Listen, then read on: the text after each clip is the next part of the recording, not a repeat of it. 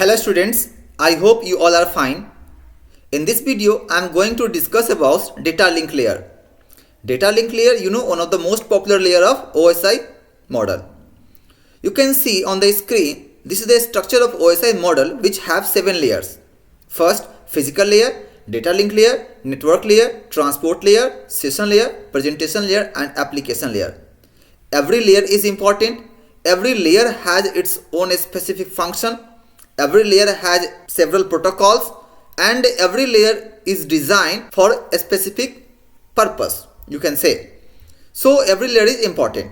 But in this video, I am especially going to focus on data link layer. In few coming slides, we will discuss about the function of data link layer, the protocols used on data link layer and some more information about data link layer. So come to the next slide. The data link layer is the second layer of OSI model. जो data link layer है वो OSI model का क्या है, second layer है. आप इस picture में भी देख सकते हैं यहाँ पे कि OSI की जो सातों लेयर यहाँ पे दिख रहे हैं एंड जो डेटा लिंक लेयर है that is the second layer of OSI model. या फिजिकल लेयर के ठीक ऊपर में होता है, ठीक है ना.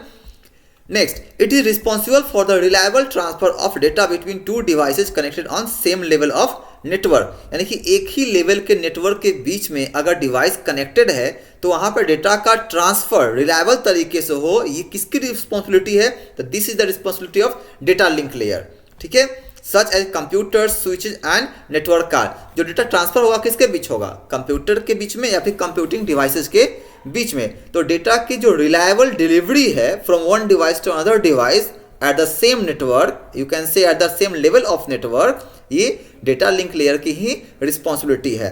It ensure that data transferred across a physical link is free from error. यानी कि डेटा लिंक लेयर इसके लिए भी रिस्पॉन्सिबल है कि जो डेटा ट्रांसफर हो रहा है वह एरर फ्री हो, ठीक है.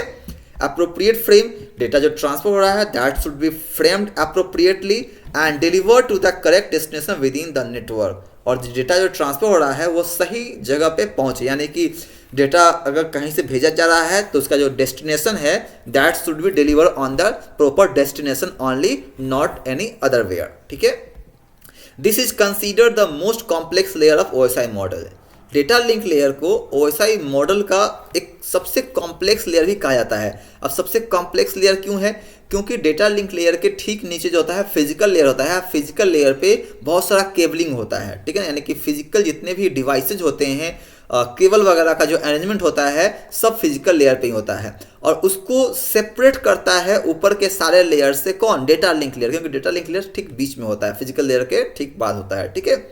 तो इसीलिए ये जितनी भी कॉम्प्लेक्सिटी होती है ना फिजिकल लेयर की, ये सारी कॉम्प्लेक्सिटी के बीच में एक ब्रिज का काम करता है, ठीक है. एक बैरियर का काम करता है, यू कैन से स्पेशली बैरियर का काम करता है, ठीक है. तो ये क्या है? बहुत ही कॉम्प्लेक्स लेयर कहलाता है आपका.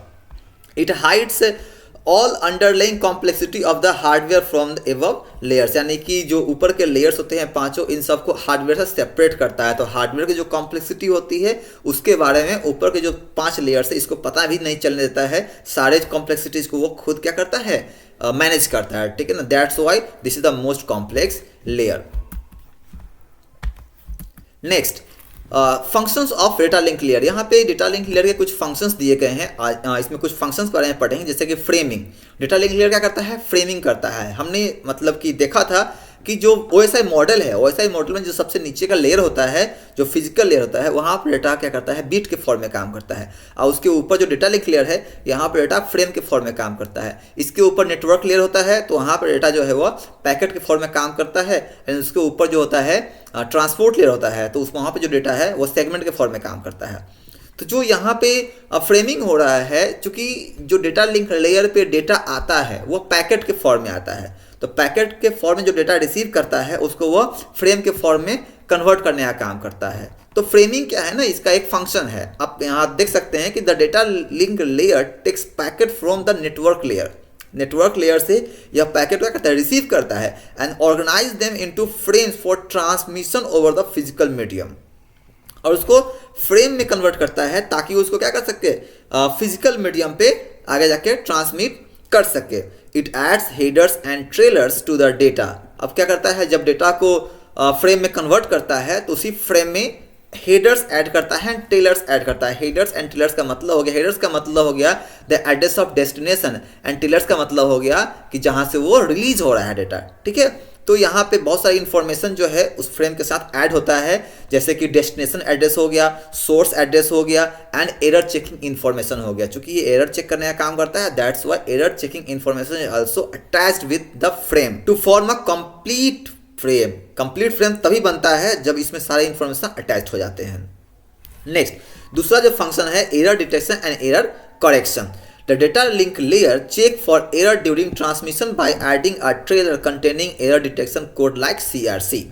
यानी कि इसमें जो डेटा में जो इन्फॉर्मेशन ऐड होता है, यानी कि जो ये फ्रेम बनाता है, इसमें जो इन्फॉर्मेशन ऐड होता है, स्पेशली जो ट्रेलर इसमें ऐड होता है, उसमें क्या होता है, उसमें ऐसे इन्फॉर्मेशन होते हैं, ऐसे set of code, you can से ब्लॉक ऑफ कोड कह सकते हैं उसको, ठीक है ना, एक प्रोग्राम भी आप कह सकते हैं, ऐड होता है जो कि एरर को डिटेक्ट करने के लिए काम में आता है। एरर को डिटेक्ट करके क्या करेगा, करेक्ट करता है। तो error detection and error correction is the work of data link layer. ठीक है, next, flow control. Flow control mechanism ensure that data is sent at a rate the receiver can handle, preventing buffer overflow और underflow. देखिए, flow control function क्या करता है, ये ऐसा mechanism है जो यह मतलब कि इंश्योर करता है कि डेटा जिस रेट पे सेंट हो रहा है, whether the receiver is able to receive the data at the same rate और नॉट। यानी कि जो डेटा रिसीव किया जा रहा है वो उसी रेट पे रिसीव होना चाहिए जिस रेट पे डेटा सेंड किया जा रहा है।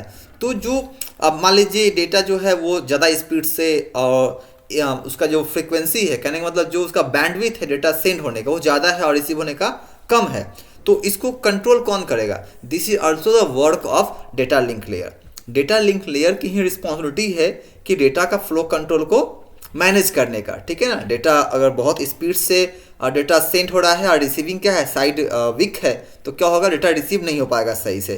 तो यहाँ जो डेटा लिंक लेयर है that works as a buffer, यह एक बफर का काम करता है। ठीक है ना, यह बफर ओवरफ्लो होने को भी रोकता है और अंडरफ्लो को भी रोकता है। तो डेटा को एक बैलेंस स्पीड में ट्रांसमिट करने का काम किसका है, डेटा लिंक लेयर का है। ठीक है, this is typically achieved using technique like windowing और एक्नॉलेजमेंट। अब यह कैसे करता है, तो यहाँ एक्नॉलेजमेंट टेक्निक का यूज किया जाता है। जैसे कि मान लीजिए डेटा यहाँ से सेंड हुआ, अब data whether the receiver is able to receive that data और नॉट, वहाँ से एक्नॉलेजमेंट उसको मिलेगा तब डेटा क्या यहाँ से रिलीज होगा। ठीक है ना, जैसे कि अगर मान लेते हैं डेटा नेटवर्क लेयर से निकल चुका है, ठीक है, नेटवर्क लेयर से डेटा निकल चुका है, अब उसको फिजिकल लेयर से होते हुए कनेक्शन के माध्यम से डेस्टिनेशन तक पहुंचना है, तो क्या होगा कि जो डेटा लिंक लेयर है यह इस बात को एश्योर कर लेगा कि जो रिसीविंग साइड है वो डेटा रिसीव करने के लिए अभी सक्षम है कि नहीं है, रिसीव कर सकता है कि नहीं कर सकता है डेटा को। वहाँ से एक एक्नॉलेजमेंट मिल जाएगा कि हाँ वो डेटा रिसीव करने के लिए तैयार है, तब क्या होगा, डेटा यहाँ से उसको सेंड किया जाएगा। तो जो फ्लो कंट्रोल होता है ना, ये भी एक बहुत ही इंपॉर्टेंट फंक्शन है जो कि डेटा लिंक लेयर के द्वारा परफॉर्म किया जाता है। नेक्स्ट है मीडिया एक्सेस कंट्रोल, इसको हम लोग मैक भी बोलते हैं। The data link layer define how device access the shared network medium, particularly in scenario where multiple devices are sharing the same physical connection। ये क्या बोल रहा है कि the data link layer define how device access the shared network medium। जो network medium share हुआ है, जैसे कि फिजिकल लेयर पे जो नेटवर्क का मीडियम बना हुआ है, वेदर इट इज़ गाइडेड और अनगाइडेड, जो भी हो, जो भी मीडियम यूज हो रहा है, ठीक है ना, वहाँ डेटा लिंक लेयर डिफाइन करता है कि कैसे उसको एक्सेस किया जाएगा। ठीक है ना, कनेक्शन कैसे एक्सेस होगा, particularly in scenario where multiple device are connected, यानी कि जहाँ पे बहुत सारे डिवाइस आपस में कनेक्टेड है, बहुत सारे डिवाइस आपस में कनेक्टेड है, तो वहाँ पे जो मीडिया एक्सेस कंट्रोल है, डेटा लिंक लेयर का फंक्शन है, इसकी रिस्पॉन्सिबिलिटी है कि डिवाइस को सही तरीके से नेटवर्क शेयर करना एंड इसको डिफाइन करना कि कैसे हर एक डिवाइस को डेटा रिसीव होगा। ठीक है, it controls when and how a device can send data preventing collision. अब जो डेटा लिंक लेयर है यह क्या करता है, डेटा को कंट्रोल तो करता ही है, फ्लो कंट्रोल तो करता ही है, अब यह ये भी ध्यान देता है कि डेटा को कब भेजना है। अब जाहिर सी बात है, डेटा कब भेजना है वो अपने हिसाब से डेटा भेजेगा फ्लो कंट्रोल करते हुए। तो ये भी क्या है, एक फंक्शन ही है इसका कि यह कंट्रोल करता है कि डेटा को how a device can send data, कैसे भेजेगा कोई डिवाइस, एंड डेटा कोलिजन ना हो, यानी कि मान लेते हैं कि बहुत सारा डिवाइस वहाँ पे आपस में कनेक्टेड है तो there is a chance to collide the data, data के कोलिजन की चांसेस वहाँ पे है। तो डेटा के कोलिजन को रोकने के लिए भी डेटा लिंक लेयर का ही यूज किया जाता है, डेटा लिंक लेयर ही रिस्पॉन्सिबल है। Therefore this is also one of the very important function of data link layer. You can say the MAC address is used by the data link layer to identify device in a network. अब MAC address क्या होता है? Media access control एक address होता है, that is the physical address of device. You can से network पे जो भी कोई डिवाइस ऐड होता है नेटवर्क से, तो हर एक डिवाइस का क्या होता है, एक फिजिकल एड्रेस होता है, दैट इज मैक एड्रेस। और मैक एड्रेस का काम क्या होता है? तो मैक एड्रेस का काम होता है कि जो डिवाइस नेटवर्क में ऐड हुआ है उस डिवाइस को यूनिकली नेटवर्क पे आइडेंटिफाई करने के लिए, यानी कि to identify a device uniquely on the network MAC address is used, MAC address का यूज किया जाता है। ठीक है, चलिए आगे बढ़ते हैं। नेक्स्ट फंक्शन है इसका एड्रेसिंग।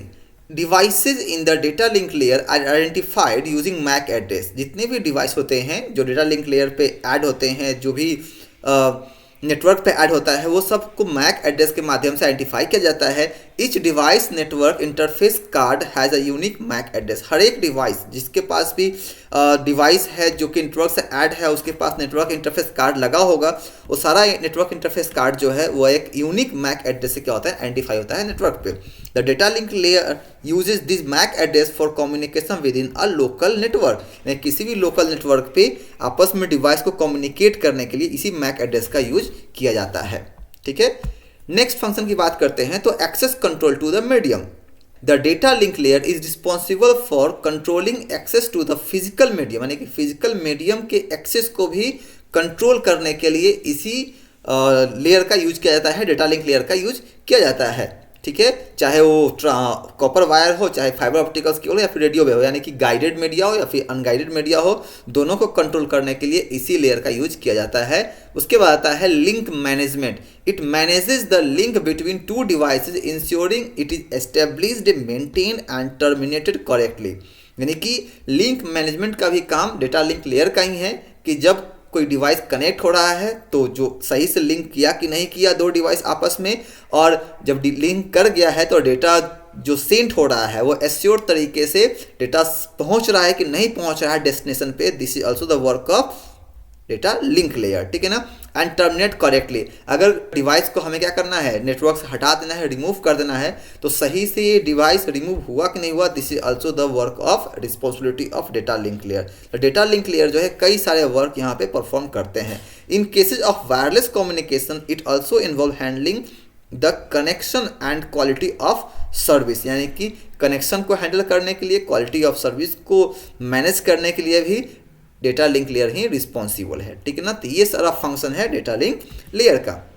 नेक्स्ट हम इसके सब लेयर की बात करते हैं तो डेटा लिंक लेयर के दो सब लेयर्स होते हैं, that is also called components of data link layer. इसको हम डेटा लिंक लेयर के कंपोनेंट्स ही बोलते हैं। कई बार एग्जामिनेशन में पूछा जाता है how many components are there of data link layer, then there are two components, दो कंपोनेंट्स होते हैं, एक अपर कंपोनेंट्स एंड दूसरा लोअर कंपोनेंट्स। जो अपर कंपोनेंट होता है उसको लॉजिकल लिंक कंट्रोल बोलते हैं, और जो लोअर कंपोनेंट होते हैं उसको हम मीडिया एक्सेस कंट्रोल बोलते हैं। तो अभी हम बात करते हैं लॉजिकल लिंक कंट्रोल का। यह एक सब लेयर है, इसका काम क्या है, तो the LLC sub layer is responsible for identify and encapsulating network layer protocol, handling error and flow control and managing the communication between devices at the higher level, यानी कि इसके ऊपर लेयर पे जो कम्युनिकेशन हो रहा है डिवाइस के बीच में उसको मैनेज करना, उसके बाद कम्युनिकेशन को मैनेज करना, फ्लो कंट्रोल को मैनेज करना, ये सब जो data link layer specially perform करता है ये किसकी मदद से करता है, तो लॉजिकल लिंक कंट्रोल के मदद से ही करता है। ठीक है ना, यह क्या है, एक सब लेयर है। आप कह सकते हैं कि यह एक प्रकार के मल्टीप्लेक्सिंग का भी काम करता है। It provides an interface for the upper layers like a network layer and handles communication with different layers protocols। ये क्या है कि upper layer जो network layer है उससे इंटरफेस प्रोवाइड करवाता है।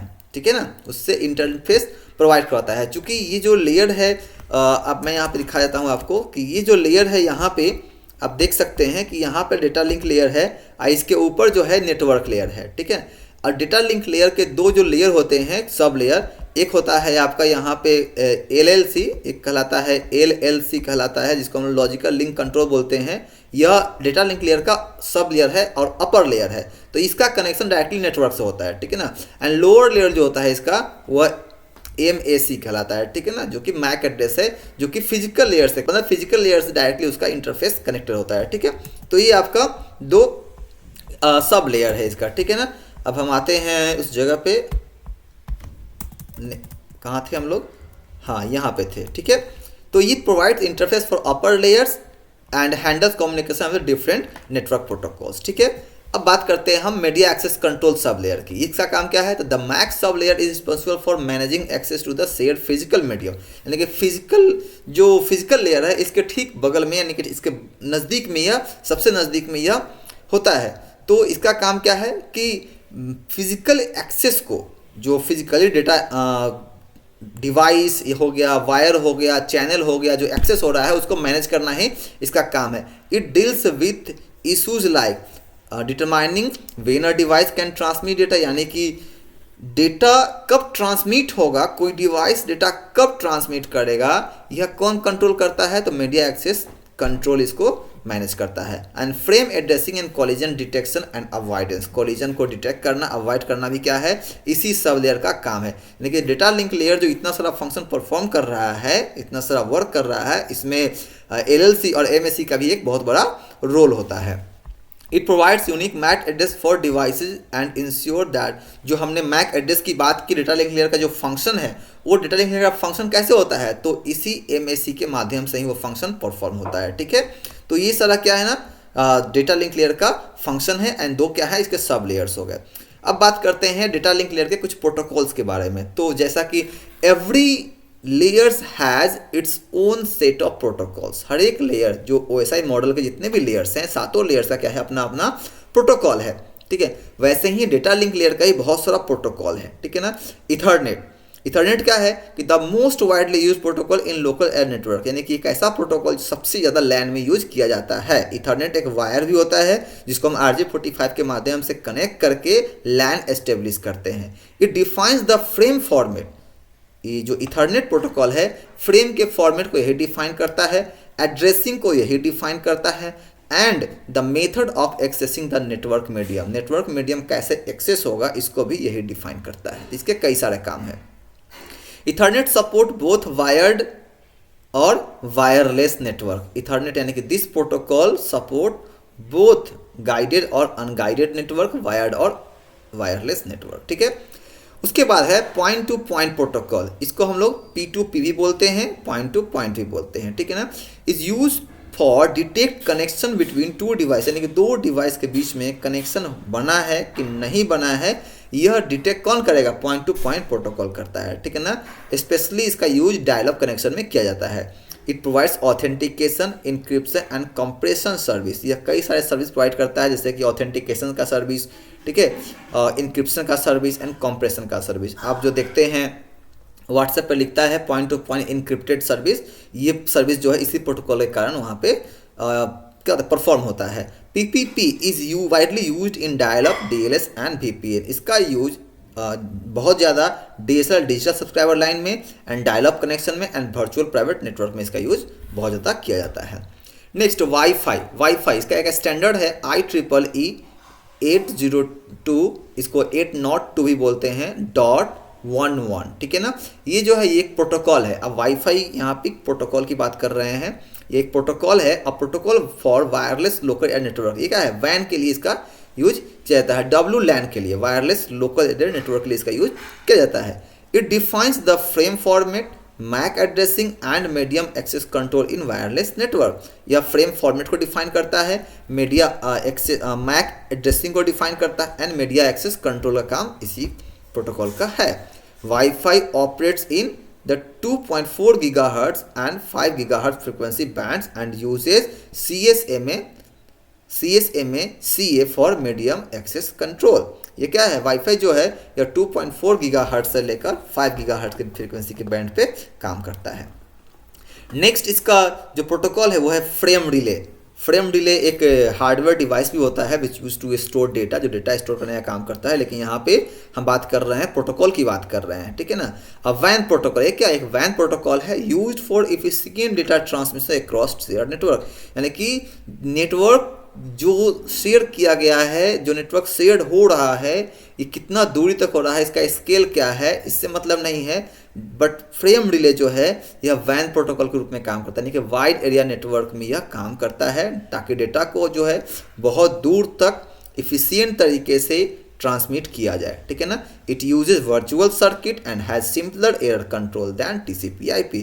यह वर्चुअल सर्किट को यूज करता है। वर्चुअल सर्किट करने का मतलब है इस तरीके से डेटा को स्विच करता है कि वो पता नहीं चलता है, दिखता नहीं है, ठीक है ना, वो एक कॉन्सेप्ट के रूप में काम करता है। And simpler error detection control than TCP/IP। TCP/IP से भी सिंपल क्या होता है, इसका एरर करेक्शन सिस्टम है which make it less reliable but faster. जिसके कारण क्या होता है, चूंकि TCP/IP से थोड़ा सिंपल है तो क्या है कि इसे थोड़ा रिलायबिलिटी इसमें कम जाती है, बट ये फास्ट काम करता है फ्रेम डिले। नेक्स्ट प्रोटोकॉल है HDLC, high level data link control बोलते हैं। A protocol use for point to point communication over synchronous serial link such as lease line, यानी कि इसका स्पेशली यूज लीज लाइन में किया जाता है।